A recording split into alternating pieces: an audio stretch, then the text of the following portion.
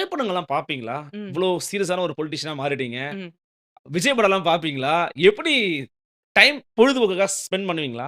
அதாவது இந்த 2015க்கு அப்புறம் வந்த படங்கள்லாம் பெருசா நான் பார்க்கல, விஜய் படங்கள். அதற்கு முன்பு வந்து ஒரு மிகப்பெரிய விஜய் ஏங்க இப்ப ரசிகர். தானங்க அரசியலுக்கு வந்தாரு. அதான். 15லேருந்து ஏங்க நீங்க பார்க்கல? இல்ல அப்ப வந்த படம் எல்லாமே ரொம்ப சுமாரு. இந்த மெர்சல், இந்த ஓகே. பீஸ்ட் அதெல்லாம் வந்து சுத்தமா நம்மளால வந்து பார்க்கணும்னு எல்லாரும் சொல்லுவாங்க. ஆனா பார்க்குற மாதிரியா ஓகே. இல்ல அப்படின்னு ஃபீட்பேக் கேட்டோனே அத அப்படியே அப்படியே ஆஃப் நிப்பாட்டிறது. பண்ணிருவீங்க. அதனால ரைட். அந்த மாதிரி போயிருச்சு. ஆனா தீவிரமான ரசிகர். அவருடைய டான்ஸுக்கு, நடனத்துக்கு ஒரு மிகப்பெரிய ரசிகையா தான் இருந்தோம். இல்லன்னுலாம் சொல்ல முடியாது. எங்க குடும்பமே எல்லாருமே விஜய்க்கு வந்து விஜய் ஃபேன்ஸ் தான். ஆமா. ஓகே. அவரோட டான்ஸுக்கு வந்து எல்லாருமே பயங்கரமா என்ன மாரி டான்ஸ் ஆடுவாரு உண்ம, உண்ம. அப்படிங்கிறதுல எல்லாருக்கும் தெரிஞ்சிருக்கும்.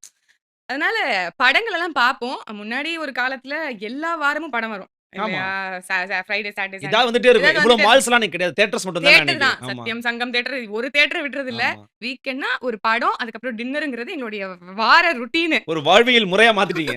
அப்படிதான் இருந்தது. ஓகே. அதுக்கப்புறம் over the period of time வந்து இந்த ஓடிடி அது இதெல்லாம் வந்ததுக்கப்புறம் தியேட்டர்ஸ் வந்து ரொம்ப ரொம்ப குறைஞ்சிருச்சு. அதுக்கப்புறம் இப்பலாம் படம் பார்க்கறது ரொம்ப ரொம்ப அபூர்வமா ஆயிடுச்சு. கடைசியா யாராவது என்ன படம் தான் பார்த்தீங்க? கடைசியா என்ன படம் பார்த்தேன்? பைசன் படம் தான் நம்ம பைசன் பார்த்தீங்க. பைசன் படம் ஓகே, ஓகே. பார்த்தேன்.